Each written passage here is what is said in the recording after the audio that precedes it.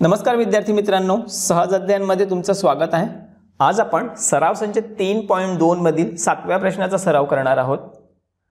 जर हा व्हिडिओ तुम्हाला आवडला तर व्हिडिओला आठवणीने लाईक करा आणि आपल्या प्रत्येक नवीन व्हिडिओचं नोटिफिकेशन मिळवण्यासाठी आपल्या चॅनलला सबस्क्राइब करा। ह्या सराव संचातील बाकीचे प्रश्न देखील आपण सोडवलेले आहेत। त्या सर्वांची लिंक मी खाली डिस्क्रिप्शन मध्ये देईन, तुम्ही ते व्हिडिओ देखील पाहून घ्या।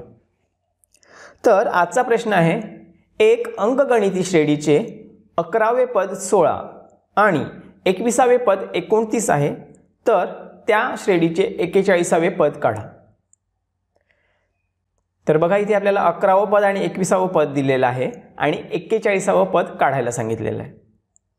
तर ज्या गोष्टी दिलेल्या आहेत त्या अगोदर लिहून घेऊयात।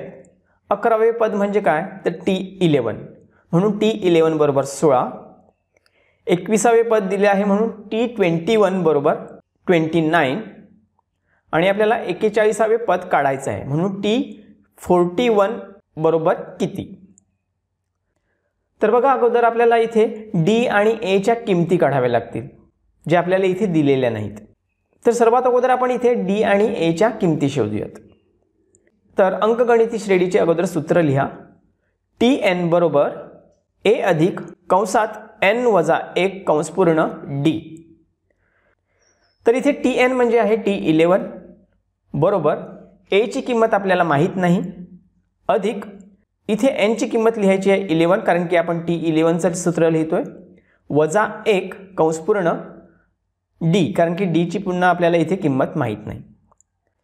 तर आता T11 ची किंमत आपल्याला किती दिली आहे, 16 बरोबर हे A जसेच्या तसे आले, अधिक 11तून 1 गेला, राहिले 10 गुणिले D। तर बघा, आपल्याला हे जे आता समीकरण मिळालं त्याला आपण सामान्य रूपात लिहून घेऊयात। A अधिक 10D बरोबर 16। ह्या समीकरणाला आपण नंबर 1 देऊयात। तर अशाच पद्धतीने आपण T21 चं समीकरण लिहूयात।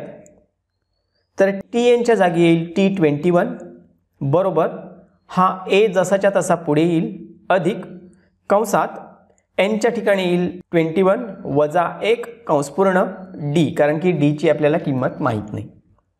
T21 ची आपल्याला किंमत दिलेली आहे 29 म्हणून लिहायचा 29 बरोबर हा A जसाच्या तसा पुढे आला, 21तून 1 गेला, राहिले 20 आणि D जसाच्या तसे पुढे आले। आता हे जे समीकरण मिळालं त्याला देखील आपण सामान्य रूपात लिहून घेऊयात। A अधिक 20D बरोबर 29 आणि ह्या समीकरणाला नंबर देऊयात 2। तर आता बघा, समीकरण 1 आणि समीकरण 2 यांचं जर निरीक्षण केलं तर ह्यांची वजाबाकी केल्यावर आपल्याला A ह्या पदाचा सहज लोप करता येईल, म्हणून लिहायचं आहे समीकरण 2 मधून समीकरण 1 वजा करू। तर वजा करण्यासाठी आपण ही दोन्ही समीकरणं अगोदर एका खाली एक अशी लिहून घेऊयात। अगोदर लिहूयात दुसरं समीकरण, A अधिक 20D बरोबर 29, अगदी त्याच्या खालोखाल लिहायचं आहे A अधिक 10D बरोबर 16। इथे खाली अशी रेषा मारून घ्यायची आहे। इथे आपण वजाबाकीची क्रिया करणार आहोत म्हणून वजाबाकीचं चिन्ह।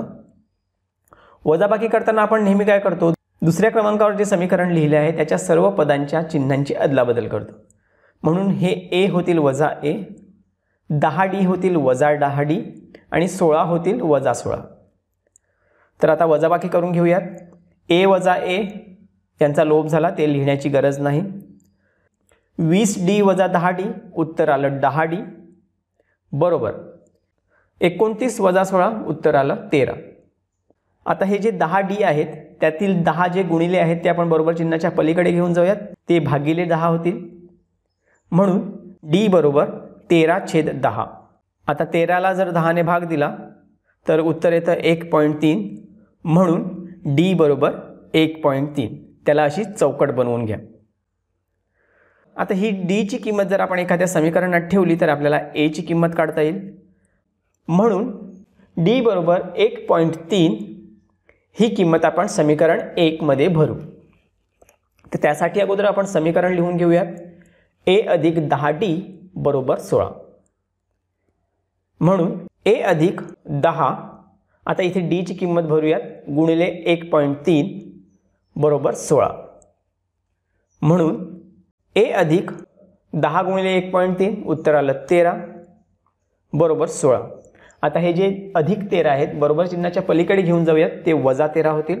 म्हणून ए बरोबर 16 वजा 13. 16 वजा 13 उत्तर आलं 3. म्हणून ए बरोबर 3. तर ही आपल्याला ए ची किंमत मिळाली, त्याला आपण चौकट बनवून घ्यायची. पुढे आता आपल्याला ए आणि डी ची किंमत मिळाली, त्यामुळे आपल्याला T41 ची किंमत काढणं आता सहज शक्य आहे. म्हणून इथे आता पुन्हा अंकगणिती श्रेणीचं सूत्र लिहायचं आहे. Tn बरोबर ए अधिक कंसात n वजा 1 कंस पूर्ण डी. तर इथे Tn आहे T41 T41 बरोबर ए ची किंमत आपल्याला मिळाली आहे 3 अधिक कंसात इथे n आहे 41 म्हणून 41 लिहिलं वजा 1 कंस पूर्ण गुणिले डी ची किंमत आपल्याला मिळालेली आहे 1.3. म्हणून T41 बरोबर हे 3 जसेच्या तसे पुढे आले. 41 मधून 1 गेला, राहिले 40 गुणिले 1.3. म्हणून T41 बरोबर 3 जसेच्या तसे पुढे आले. 40 गुणिले 1.3 ह्याचा जर तुम्ही गुणाकार केला तर उत्तर येते 52. म्हणून आता T41 बरोबर 3 अधिक 52 उत्तर आलं 55. तर ही आपल्याला T41 ची किंमत मिळाली, त्याला आपण चौकट बनवून घेऊयात. त्यामुळे लिहायचं आहे म्हणून त्या अंकगणिती श्रेणीचे 41वे पद 55 आहे. तर अशा पद्धतीने आपण हा प्रश्न देखील सोडवलेला आहे. जर हा व्हिडिओ तुम्हाला आवडला असेल तर व्हिडिओला आठवणीने लाईक करा आणि आपल्या प्रत्येक नवीन व्हिडिओचं नोटिफिकेशन मिळवण्यासाठी आपल्या सहज अध्ययन चॅनलला आठवणीने सबस्क्राईब करा. ह्या सराव संचातील बाकीचे प्रश्न देखील आपण सोडवलेले आहेत. त्या सर्व व्हिडिओची लिंक मी खाली डिस्क्रिप्शनमध्ये दिलेली आहे, तुम्ही ते व्हिडिओ देखील पाहून घ्या. चला तर मग आजच्या व्हिडिओमध्ये आपण इथेच थांबूयात. भेटूयात पुढच्या व्हिडिओमध्ये. तोपर्यंत काळजी घ्या. थँक्यू.